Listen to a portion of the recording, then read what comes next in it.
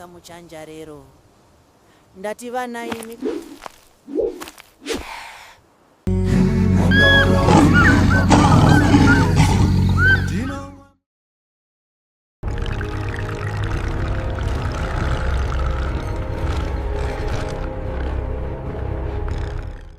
vana imi kamuchanjarero. Vana imi kamuchanjarero. Ya oh kamuchanjarero. Ha kamuchanjarero. Ndikavuduka musango iwe kamuchanjarero. Oh vana imi kamuchanjarero. Mondoro dzinomwa muna Zambezi. Kusisikele Afrika, kusisikele Afrika.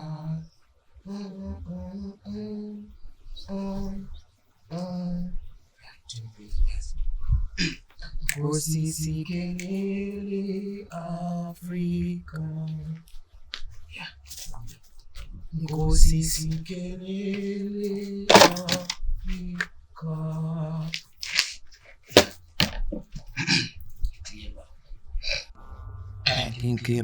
Kusisikele Afrika.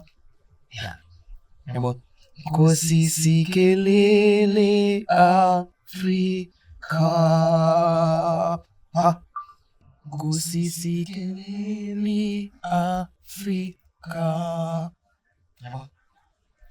So itoni yacho iti kusisikele Afrika. Yeah, so let's go together. Kusisikele Afrika. Mshaya. Ini twa. Mshaya blast. Wena mtala ti mimi nkankove kujoza mimi ndo uzopeza chafu changu mde. Here for it. Mara ni. I'm your big brother, yes. I'm your big brother. Blood brother, he not from another mother. Same mother.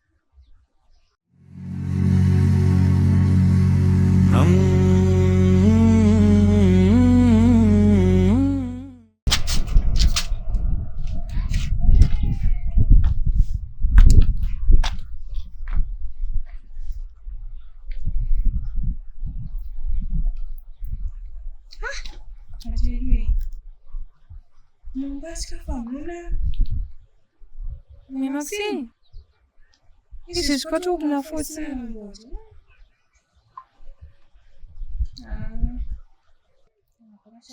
Nesse silêncio.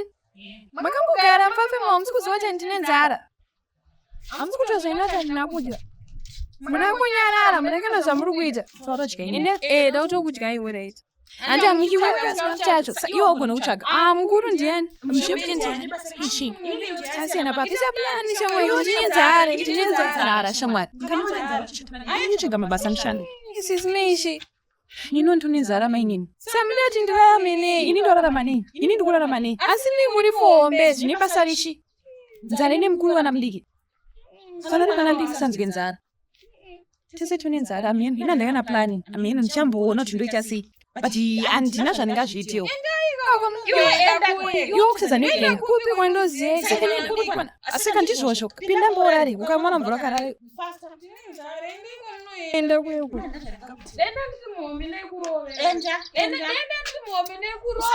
pasite sindagana nentone zviri kutondinetsa kuti kubwezera stress yako yenzara iyi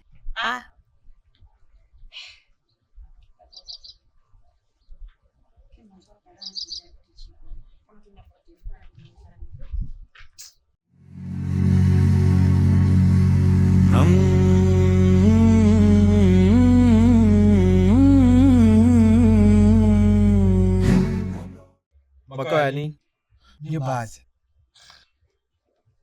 basi wejini wetwa kuti abhazi iri panapa magara mubhazi iri muno mupapangu inini pandogara inini mudya chikafu changu chandikatsvaga handei kumaricho hamudi kuenda kumaricho Kuleka ntwana. kuleka Chachi. Relax. Aye, wana ndi relax kama oti amuna kana chamuri kuisa pamba makusei kuti tichi. Ndimi mombe pana pasi nini ndini na kuchobuda bonzo lekumasa na kuchobuda kabonzo ki apapa nekushandira munhu kura nenge wewe. Zvinoita izvozvo. Amudi kushanda, magadheni amudi kurima, mabasa amudi kutsvaka kana kuita windi. Amudi Windi inile. Mina. When I'm fan of yazini mina. When I was in South Africa. I used to make money. I sent you money like 2,000 rands every 2 weeks. Yeah, I was working in South Africa. Now manje wewe wakutenga matakadgakara nyara dzevana. Haistokoni mari yamesende. Maranza asimari kunoko. 2,000 nashandwa baba. Ati maona zvadi kutaura. Kuti mukai muchinoshanda kuti kudya zvandakashanda inini. Kuti tsvagai mabasa, tsvagai zvekuita, tsvagai pekubata. Nai, izvezvi makukoya kunoku makodya chikafu chedu. Makutiswedza isusu nenzara manje. Muchiimba ngosi dzenyu idzi. Ndochi chakadaro. Maredio. Wed. Itai next. Bye. Kuchera pa number 2. Aye, wakana. Imbobai wala chimboinda. Chimbobai. Muzodzoka temtek. Musift mapushanga. Se mapushanga. wena. Chimboinda. Inde mnochak. Fanya mnochak. Bye.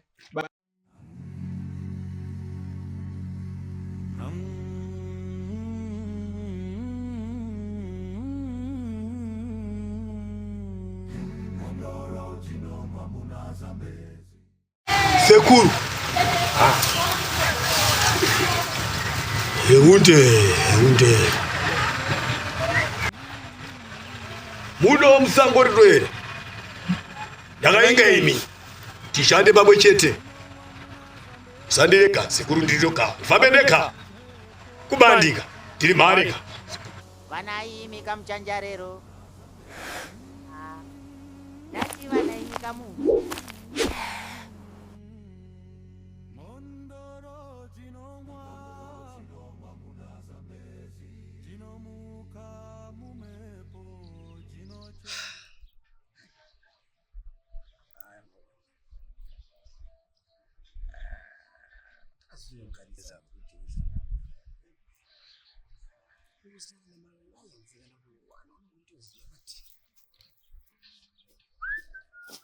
Bafo! Kanji bafo!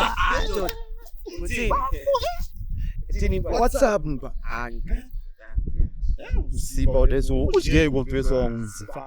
Things are tight. Sakurashisa nyama zishayi mabombe. Amapepa shake izinto. Shake your tail. Shake what your mama gave you. Ujani, bro. Yes, Baba. Things are not well. And well, why organize way? I was far am this one. Chi. Kwenzakalani? Ungakhali baba. Kwenzakalani? Ngitshele to. Ngifuna imali nto. Mani. Ayingifuna imali, ngifuna fast money yazini. Yazi lo mntwana my young brother. She's giving me pleasure. Just give me. Those guys are Zimbabwean guys. They don't appreciate it. So, listen. Nayo license. Mchopeka was using a fake license. These detectives in Zimbabwe, bamba bayabulala mkhamba. Yeah. Alright. I think I have the solution to your problem. And you want to know my shops? Pane that in there that's now pay around on here my shops over. Pane kasango kada. Song. Ukamushke papo 2 minutes. 5 seconds what I 5 seconds I want this and me da mari mpikwa ma Kaipa mbizi. Une mari wale. Wakana I'm bari. Ati ujoza kankwara man euro mari. Une mari ba une dole. Unyana mari au nayi. Zeki enda nayi papo. Wanjoni papo anokubatsira anopedza. Wetu ufuna kikmani. Chela kana hayi Sikazi nize. Yenza lokho engitshela. Ukabagare papenja. Hayi ngithi fine. Ngithi fine. Spirit of Africa, from the waters of Zambezi, this ist Zambezi Studios.